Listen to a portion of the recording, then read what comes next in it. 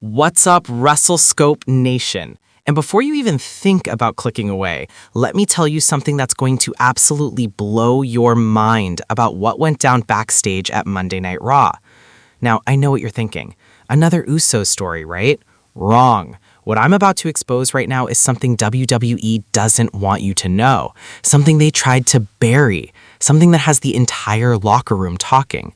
And trust me when I say this changes everything we thought we knew about the Bloodline, about loyalty, and about what's really happening behind those curtains. Hit that like button right now if you're ready for the truth, because what you're about to hear is going to make you question everything. And I'm warning you, by the end of this video, you're going to be furious at how WWE handled this situation. So, here's what they're not showing you on television. Here's what got edited out of every single replay. Here's the real story that has WWE executives in full damage control mode. Monday Night Raw. The cameras stop rolling. The crowd is filing out. And that's when it happened. The Usos, Jey Uso and Jimmy Uso, the brothers who have carried WWE's tag team division on their backs for over a decade, the men who made the tag team titles relevant again, the warriors who stood by Roman Reigns through thick and thin, they got into a confrontation backstage that nearly turned physical. But here's where it gets interesting, and this is where you need to pay attention because WWE is banking on you not connecting the dots. This wasn't just some random argument. This wasn't just some brotherly disagreement. No. This was years of frustration, years of being overlooked, years of playing second fiddle, and years of creative mismanagement all exploding in one volcanic moment. And you want to know the most insulting part? The part that should have every single wrestling fan outraged? WWE tried to pretend it didn't happen. They scrubbed it from social media. They kept it off WWE.com. They made sure none of their precious insider reporters talked about it. Why? Because it exposes something they've been hiding for 2 years. Let me take you back, because this story doesn't start on Monday night. This story starts way back when the Bloodline was first formed. Remember that? Remember when Roman Reigns returned at SummerSlam 2020 and everything changed? The Usos weren't just members of the Bloodline. They weren't just Roman's cousins. They were the foundation. Jey Uso put his career on the line. He took abuse. He took manipulation. He became Roman's right-hand man when no one else would stand with the tribal chief. And Jimmy eventually came around, and together these brothers became the longest reigning tag team champions in WWE history. 1,222 days. Let that sink in. While Roman was getting all the glory, all the main events, all the spotlight, the Usos were doing the heavy lifting. They were putting on match of the night every single night. They were carrying Raw, carrying SmackDown, making the tag team division must-see television. But did they get the respect they deserved? Did they get the recognition? Did they get the opportunities? No, they got scraps from Roman's table. They got to stand in the background while Roman soaked up the adulation. They got to watch while Roman broke record after record while their own historic title reign was treated like a footnote in Roman's story. And you know what the most maddening part is? The WWE Universe saw it. We all saw it. We saw Jey Uso develop into one of the most compelling characters in all of wrestling. We saw his struggle, his conflict, his pain. We saw Jimmy trying to protect his brother while maintaining family loyalty. We saw these men pour their hearts and souls into making the Bloodline the most dominant faction in modern WWE history. But WWE, they saw them as accessories to Roman Reigns. Now fast forward to the last few months.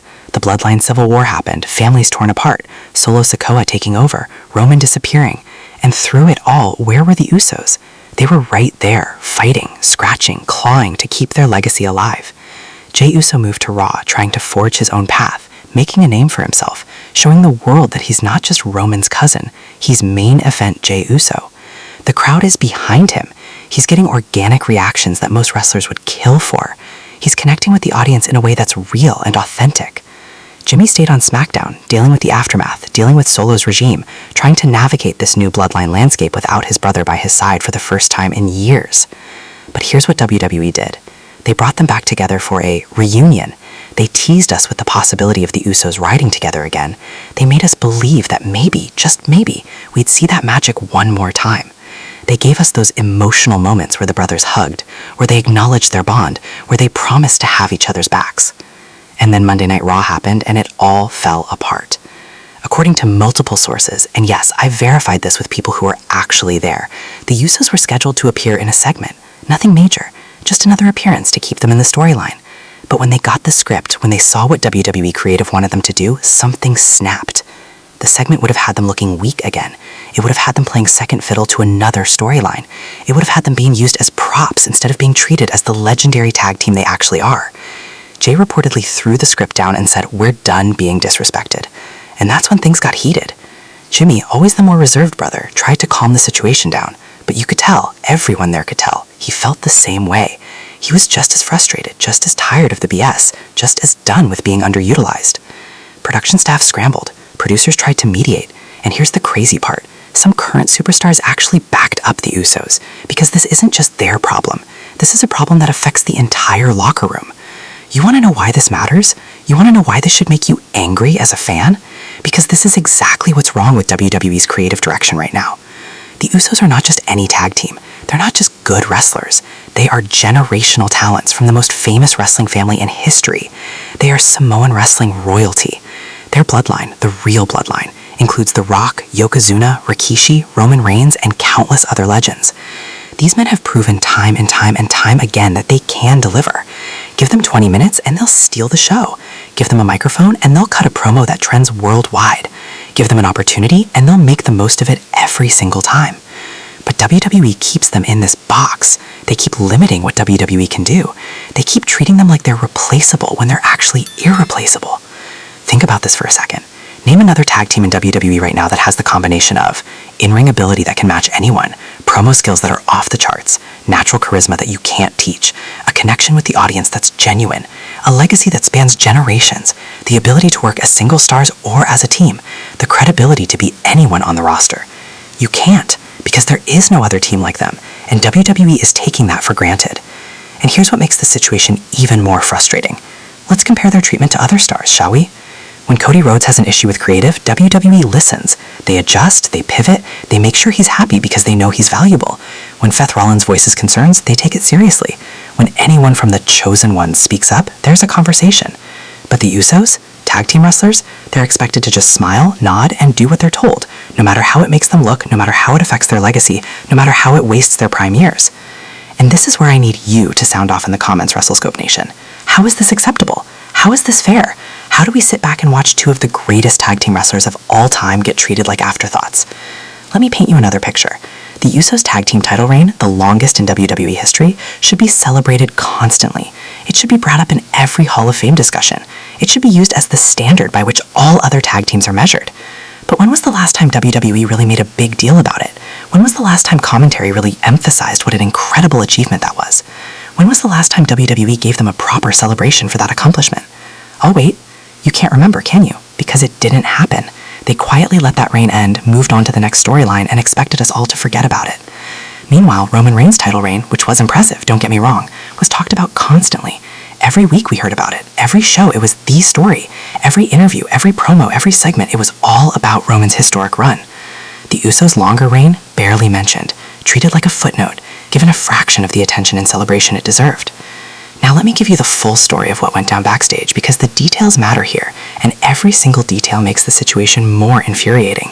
According to eyewitnesses who were present, and I'm talking about people who work backstage, people who are setting up equipment, people who are in catering, people who heard this go down. The confrontation happened in the gorilla position area, which for those who don't know, is right behind the entrance curtain where wrestlers wait before they go out. The Usos had just finished watching a segment on the monitor. They saw how another storyline was playing out.